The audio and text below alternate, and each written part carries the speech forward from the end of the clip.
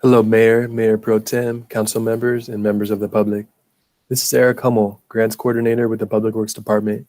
I'm here to present the staff report of the grant application for the Ocean Protection Council Proposition 1 grant program. The recommendation is that the City Council adopt resolutions authorizing the City Manager to submit an application for $1,074,100 in grant funds to the Ocean Protection Council Proposition 1 grant program to be used for the Channel Islands Harbor water quality remediation study. The grant will cover $1,074,100, or 82% of the total project cost, and the city will match $230,000, or 18% of the total project cost. And authorizing the city manager or the public works director to execute grant agreements, authorizing the finance director or designee to submit financial reports and grant claims, and approve special budget appropriations for the use of grant funds, and authorizing the Director of Public Works or designee to submit non-financial reports. The Edison Canal and adjacent Channel Islands Harbor have suffered significant environmental degradation since the shutdown of the cooling pumps of the Mandalay Generating Station in March of 2018. After the shutdown, a massive algae bloom occurred in Channel Islands Harbor in June of 2018. The bloom was followed by a widespread dissolved oxygen event related to the decomposition of dying algae and marine life. The bloom and low oxygen event have been tied to the significantly higher residence times caused by the elimination of the northern outflow point that was at the generating station. Staff has been working with the Channel Islands Neighborhood Council to seek funding opportunities that would address the issues in the harbor. There is a need for a feasibility study to assess potential water quality solutions and plan for the restoration of the harbor's water quality. In March of 2021, the Ocean Protection Council issued their Proposition 1 solicitation. The grant has $7.5 million available competitively for projects statewide. The current grant round seeks to advance coastal projects that directly benefit communities entitled to environmental justice and that propose restoration, habitat enhancement, and resilience to climate change. While implementation projects are prioritized, planning projects such as the one proposed by staff here for this grant award are also eligible. Here are some photos showing the state of Edison Canal and Channel Islands Harbor following the generating station shutdown.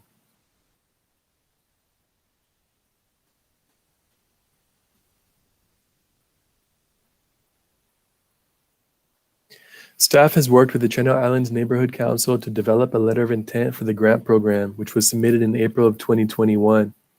On May 20th, staff were notified that the LOI was accepted, and the city was invited to submit a full proposal for further consideration.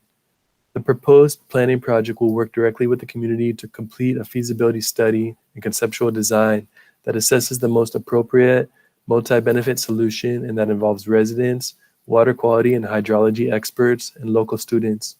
The project also proposes to utilize Oxnard City Corps to support water quality data gathering. The proposed feasibility study will assess restoration and habitat enhancement options that improve water quality, recreational access, and recreation opportunities. The project will analyze several currently identified options to address the water quality issues in the harbor. These include converting all or part of Edison Canal into an engineered wetland, restoring the historical 14-acre wetlands northeast of Edison Canal and Woolly Road, constructing bioswales along the east side of Edison Canal to filter freshwater agricultural runoff and nutrients, and/or building a dike at Woolly Road and pumping Edison Canal water into Mandalay Beach Park to restore historic wetlands northwest of 5th Street and Harbor Boulevard. Several options also exist and will be assessed through the planning project. The grant program is very competitive with only $7.5 million available statewide, and the implementation projects of up to $5 million being prioritized in the grant. As you can see, the total cost for the project is estimated to be approximately $1.3 million, which is composed of 82% in requested grant funds and an 18% local cost share. This cost share is composed of $125,000 of cash from the city's general fund, Measure E sales tax revenue, and $105,000 of in-kind contributions from Channel Islands Neighborhood Council volunteers, as well as city staff.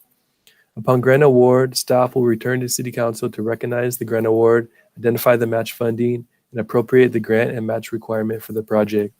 If awarded, The earliest fiscal year in which the grant funds and corresponding city match will be spent is FY 21-22. This concludes my presentation. Thank you for your time, and I'm happy to take any questions.